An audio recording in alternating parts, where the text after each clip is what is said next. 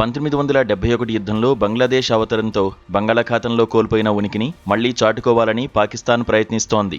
దాదాపు 55 సంవత్సరాల పాటు బంగాళాఖాతం వైపు కన్నెత్తి చూడని పాకిస్తాన్ ఇప్పుడు మళ్లీ ఈ ప్రాంతంపై దృష్టి సారించింది.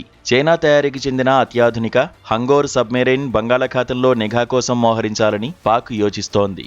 ఇటీవల చైనా నుంచి అంతర్జాతీయ సముద్ర జలాల గుండా శ్రీలంక సమీపానికి చేరుకున్న ఈ జలాంతర్గామికి ఎస్కార్ట్గా వస్తున్న నౌకల కాన్వాయ్ కమాండర్ ఒమర్ ఫరూక్ కొలంబో పోర్టులో కీలక వ్యాఖ్యలు చేశారు.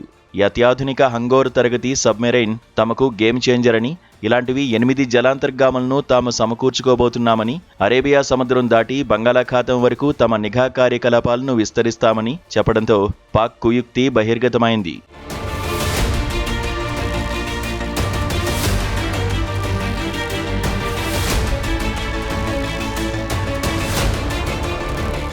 బంగ్లాదేశ్లో ఇటీవల షేక్ హసీనా ప్రభుత్వం కూలిపోవడం, అక్కడ పాక్ అనుకూల ప్రభుత్వం కొలువుదేరడంతోనే దశాబ్దాల తర్వాత పాకిస్తాన్ కన్ను బంగాళాఖాతంపై పడింది.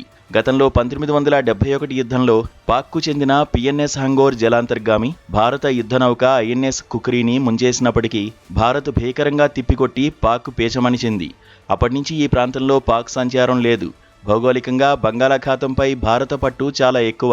ముఖ్యంగా అండమాన్ నికోబార్ దీవులు ఉండడం వల్ల అక్కడి నుంచి సముద్రం లోపలికి 370 కిలోమీటర్ల వరకు భారత ఎక్స్క్లూజివ్ ఎకనామిక్ జోన్ విస్తరించి ఉంది.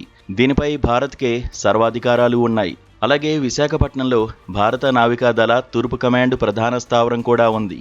భారత వస్తూత్పత్తులు, ఇంధన వాణిజ్యానికి, అంతర్జాతీయ నౌకల రాకపోకలకు బంగాళాఖాతం అత్యంత కీలకమైన మార్గం. భారత్తో పాటు Bangladesh, Myanmar, Sri Lanka, Thailand, Malaysia, ఇండోనేషియాలకు ఇది తీర ప్రాంతంగా ఉంది.